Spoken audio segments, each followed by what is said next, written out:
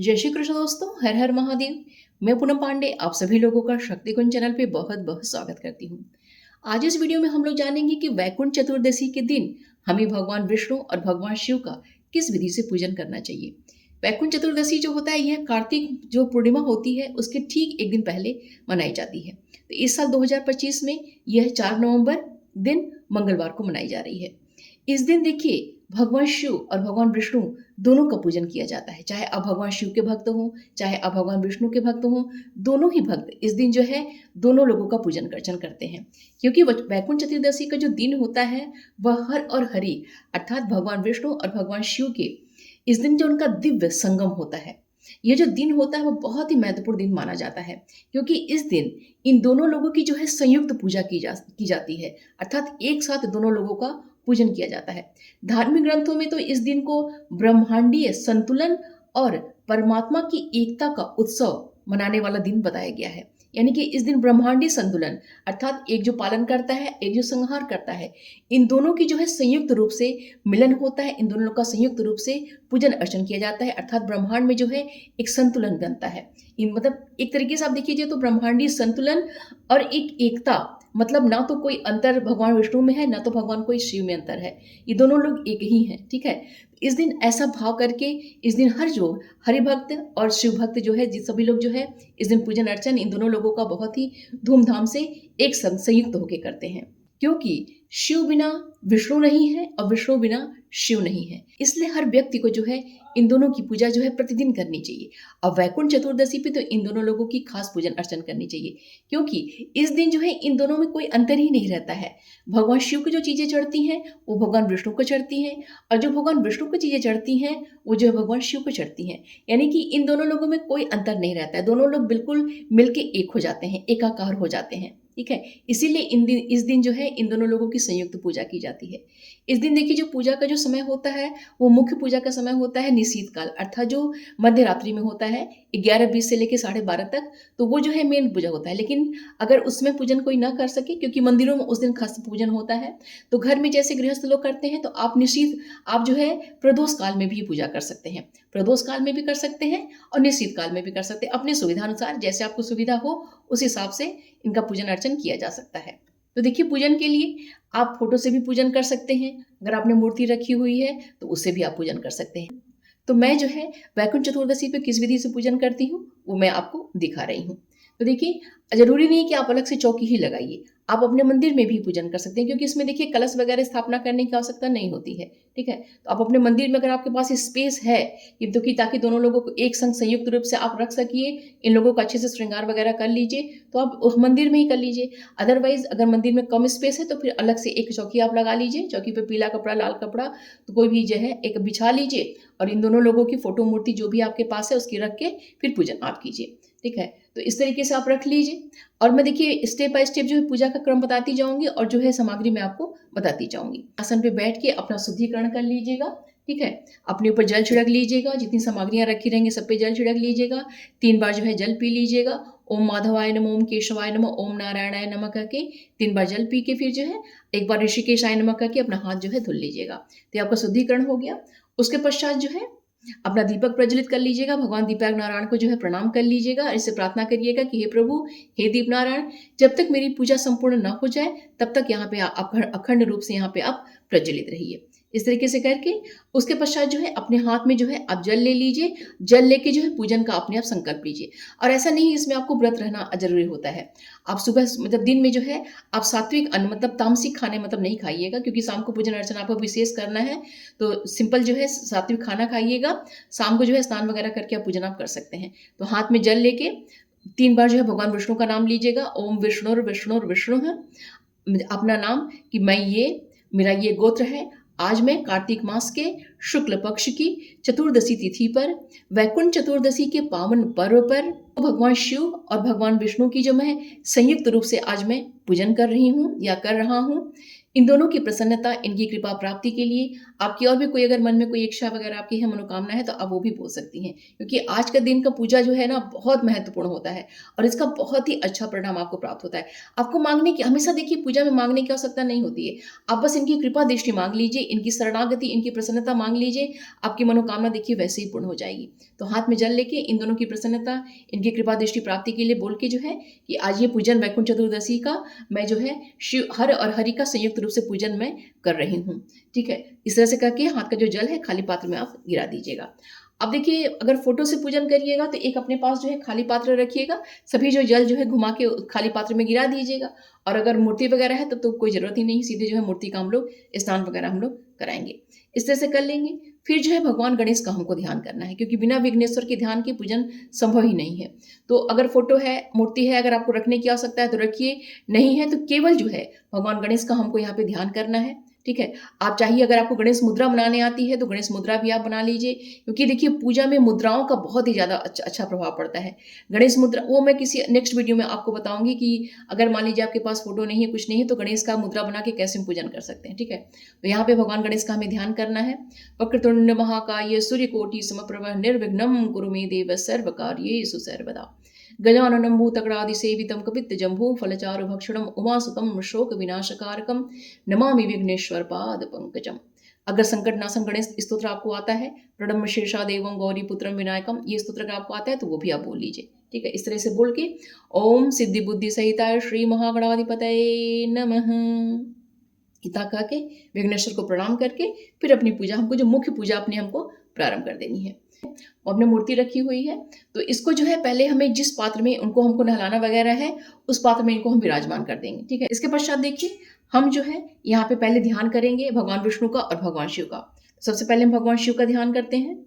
सानन्दमानन्दवने वसन्तम् आनन्दकन्दं हतपापवृन्दं वाराणसीनाथमनाथनाथं श्रीविश्वनाथं शरणं प्रपद्ये श्रीविश्वनाथं शरणं प्रपद्ये।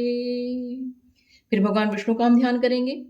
शांताकारं भुजगशयनं पद्मनाभं सुरेशं विश्वाधारं गगनसदृशं मेघवर्णं शुभांगं लक्ष्मीकान्तं कमलनयनं योगविद्यानगम्यं वन्दे विष्णु भवभयहरं सर्वलोकैकनाथम्।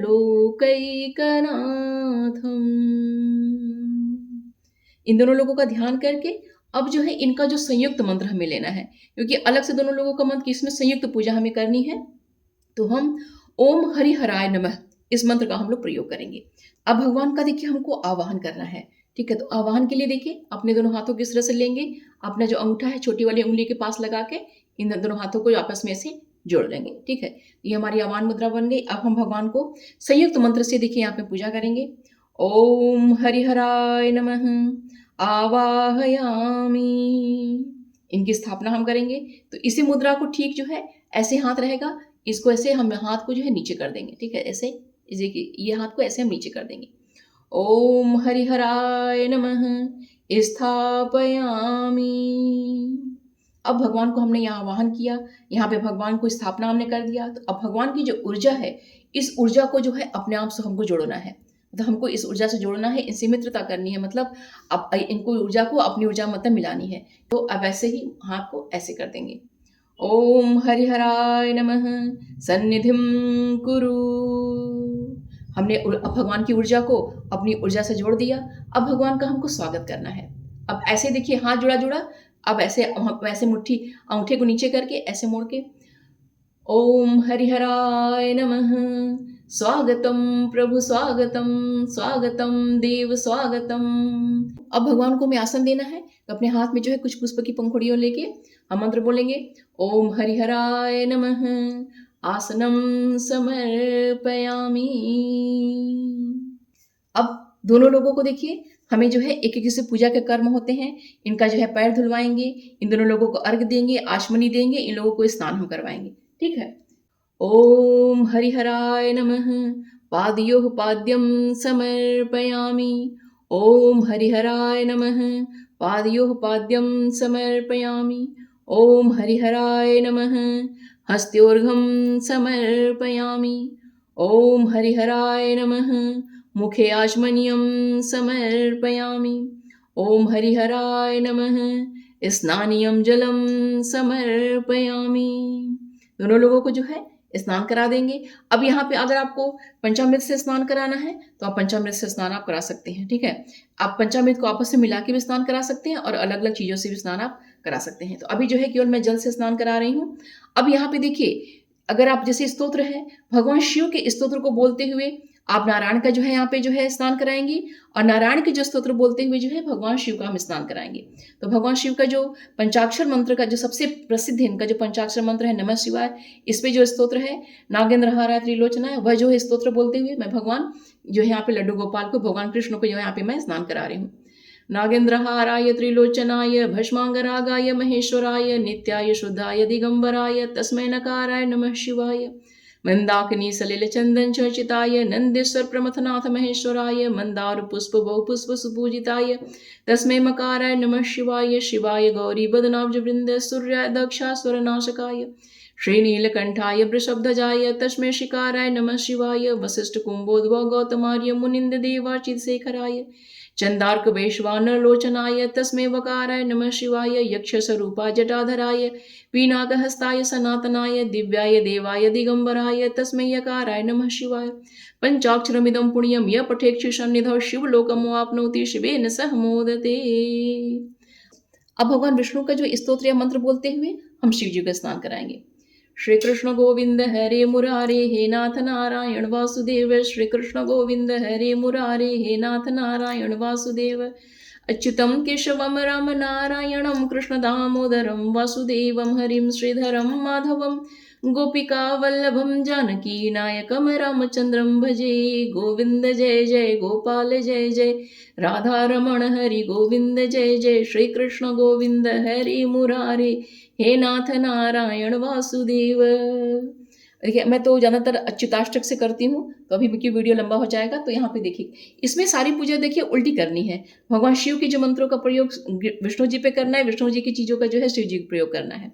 अब हमने जो स्नान करा लिया, तो अब जो इसके पश्चात जो है अच्छे से इनको स्नान हम करा के जो है इनको वस्त्र हम पहना के इनकी जगह पे इनको विराजमान करेंगे। इनको मैंने लड्डू गोपाल को जो है वस्त्र पहना दिया। अब भगवान शिव को जो है मौली का जो है वस्त्र में तोड़ के जो है भगवान शिव को जो मौली का वस्त्र पहना दूंगी स्नान के बाद, क्योंकि वस्त्र पहनाना चाहिए। उसके पश्चात दोनों लोगों को जो है यज्ञोपवीत में समर्पित कर देना है। ओम हरिहराय नमः यज्ञोपवीतम समर्पयामि। फिर जो है दोनों लोगों को इत्र लगा देना है। इत्र लगाने के पश्चात अब जो है भगवान शिव जो रुद्राक्ष की माला पहनते हैं, उसे जो है हम भगवान जो है यहाँ पे कृष्ण को पहनाएंगे, अर्थात भगवान विष्णु को हम पहनाएंगे। लड्डू गोपाल को जो वैजयंती की माला पहनाते हैं, उसको जो है इसको हम भगवान शिव को पहना देंगे। अब इसके पश्चात जो है हम जो है गोपी चंदन जो है वो भगवान शिव को अर्पित करेंगे। ठीक है। इनको जो है गोपी चंदन का जो है इनको त्रिपुंड बनाएंगे। ठीक। और जो है लड्डू गोपाल को जो है हम भस्म लगाएंगे।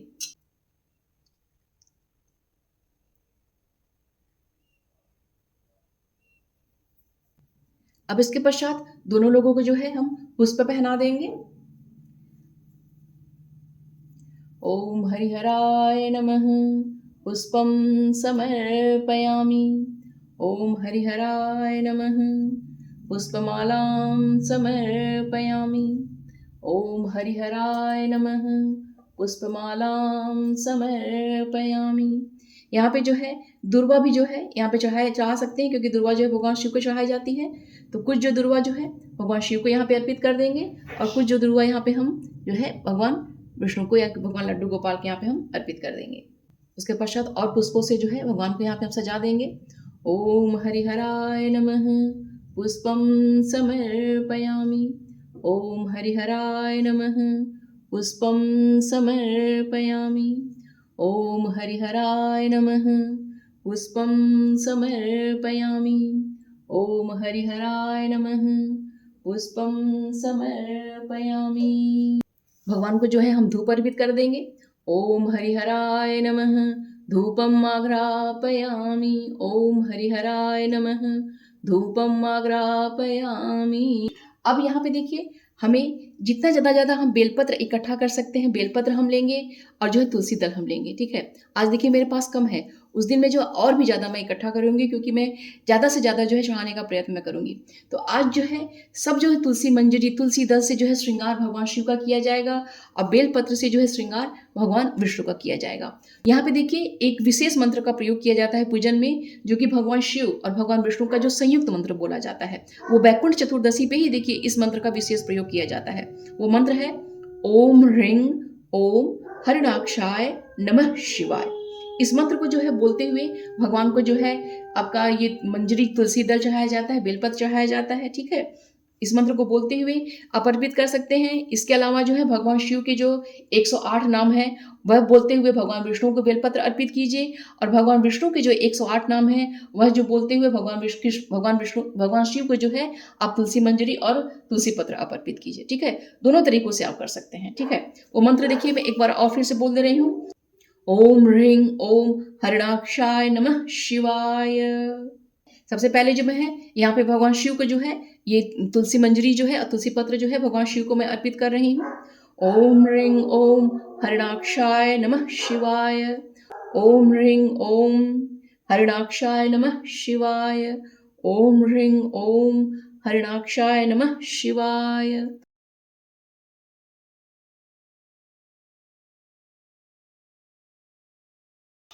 उसके पश्चात जो है इसी जो मंत्र को बोलते हुए जो बेलपत्र है वो हम भगवान लड्डू गोपाल को, भगवान कृष्ण को यहाँ पे अर्पित करेंगे। ओम ह्रीं ओम हरिणाक्षाय नमः शिवाय। ओम ह्रीं ओम हरिणाक्षाय नमः शिवाय। ओम ह्रीं ओम हरिणाक्षाय नमः शिवाय।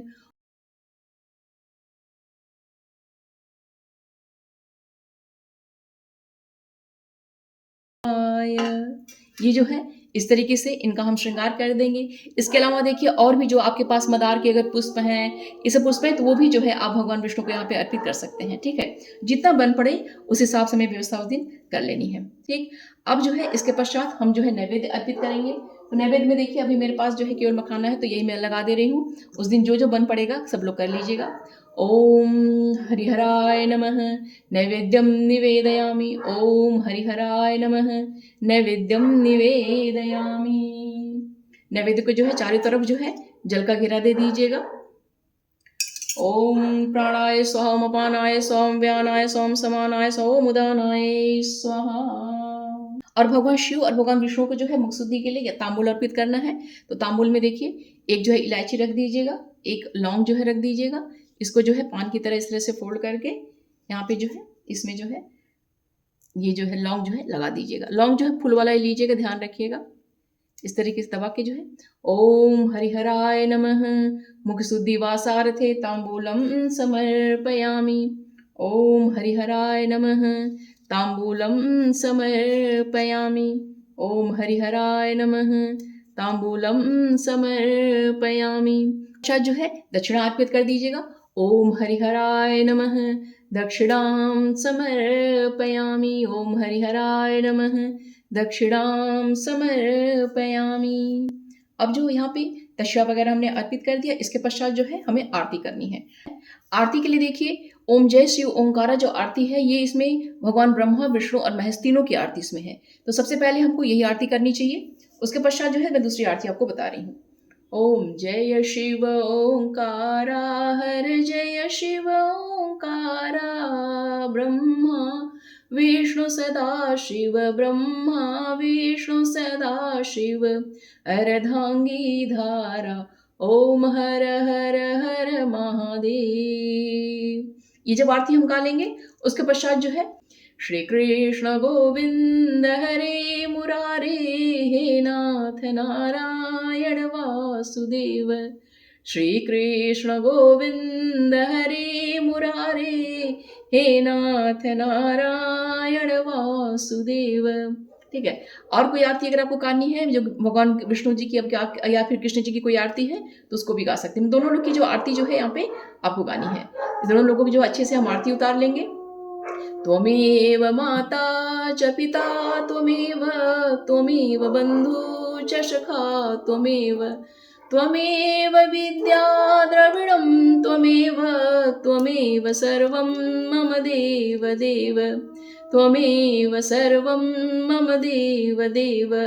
कर्पूरगौरं करुणावतारं संसारसारं भुजगेन्द्रहारं सदा वसन्तं हृदयारविन्दे भवं भवानी सहितं नमामि। ओम हरिहराय नमः, ओम हरिहराय नमः। आरती करने के पश्चात जो है जब आरती हम समर्पित कर देंगे उसके पश्चात अगर हमें देखिए यहाँ पे अगर आप करना चाहते हैं तो भगवान विष्णु का जो है सहस्रनाम का पाठ करिए और भगवान शिव के जो है यहाँ पे सहस्रनाम का पाठ कीजिए। ठीक है, ये दोनों बहुत ही अच्छा रहेगा। और भगवान विष्णु का जब सहस्रनाम का पाठ करिए तो वो जो है भगवान शिव को आप समर्पण कर दीजिए, और भगवान शिव का जो आप सहस्रनाम पढ़िए तो भगवान विष्णु को अर्पित कर दीजिए। ऐसे ही मान लीजिए सहस्रनाम अगर आप नहीं पढ़ते हैं तो 108 नाम पढ़ रहे हैं तो वो जो पढ़ के जो है भगवान शिव को श्री शिवार्पणम अस्तु, और फिर जब शिव जी का 108 नाम पढ़ लिया ओम श्री कृष्णार्पणम अस्तु। ठीक है, इस तरीके से ब्रह्मार्पणम अस्तु कह के जो है इस तरीके से अर्पित कर दीजिएगा, क्योंकि मतलब इनका पाठ उनको, उनका पाठ उनको जो है अर्पित कर दीजिएगा। फिर ओम हरिहराय नमः। तो इस तरीके से देखिए हमें वैकुंठ चतुर्दशी के दिन जो है भगवान शिव की और भगवान विष्णु की जो है संयुक्त रूप से हमें इनको पूजा में करनी चाहिए। ठीक है, और ये भाव करना चाहिए कि इस दोनों लोग जो है इसमें जो है दोनों लोग मिलके एक हो गए। तो उम्मीद करती हूँ कि ये वीडियो आप सभी के लिए बहुत ही हेल्पफुल होगा। वीडियो कैसा लगा आप लोग प्लीज कमेंट बॉक्स में अवश्य बताइएगा। वीडियो पसंद आएगा तो प्लीज लाइक करिएगा, शेयर करिएगा। चैनल पर अगर नए हैं तो चैनल को सब्सक्राइब अवश्य कर लीजिएगा। मिलते हैं अगले वीडियो में। अपना और अपनों का ख्याल रखिएगा। जय श्री कृष्ण, हर हर महादेव।